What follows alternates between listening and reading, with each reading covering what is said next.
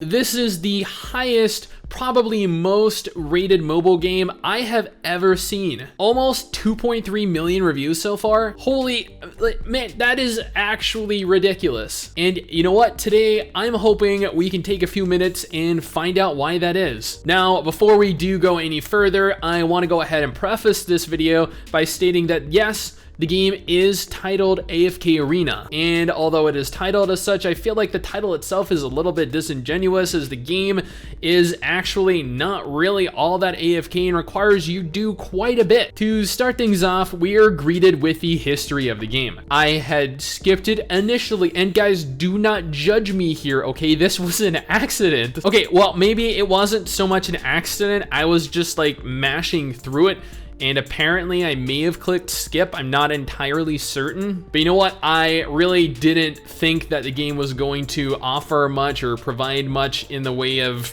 like anything that could even hold my attention. So I really didn't think I would miss out on anything. But you know what? That just goes to show you do not judge a book by its cover. See, while there doesn't really seem to be any kind of story present in-game after the introduction, there is still very much a sense of progression with a leveling system, tons of different types of gear to grind, lots of different heroes to obtain in various chapters to make your way through. Much like the majority of gacha RPGs, AFK Arena takes place with an overworld map, having players advance through the game via varying chapters. Each chapter functions as a single wave battle. There are 5 monsters, one of which is a boss type, and you field 5 heroes to eliminate them, advancing you to the next chapter. Battles continue to scale and get increasingly more difficult the further you progress. And this is made very evident by the plethora of times I died because of the poor gear I had equipped on my characters. Yes, gear is a very important part of AFK Arena.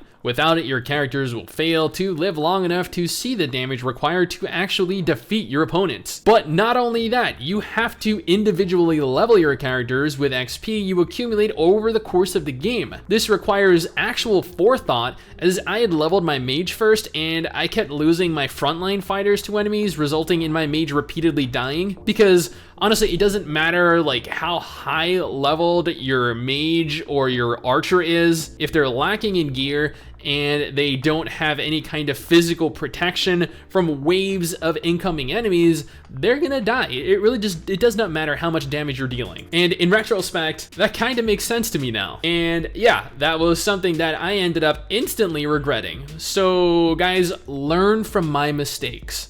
Do as I do, or well, do as I don't do. Do as I learned not to do, or don't do as I did. There we go. Combat is probably the only thing in the game that is AFK-esque. You need to choose which heroes you want to field in battle, and you need to make sure that they are adequately positioned lest they get easily overrun. Your heroes move horizontally to attack enemies until none are left standing, you or the enemy. Your heroes have abilities which are learned over the course of leveling and can also be used within battle. The game is not limited to chapter-related battles exclusively though. Not only are there quests you can fulfill daily, but there are various different instances you can run, there are several different game modes you can participate in, and honestly, I found myself a little bit overwhelmed at times. Which, you know, is never a bad thing in a mobile game, as all too often players find themselves with a lack of things to do other than repetitiously grinding through their chapters. Graphically, AFK Arena actually looks pretty good. It's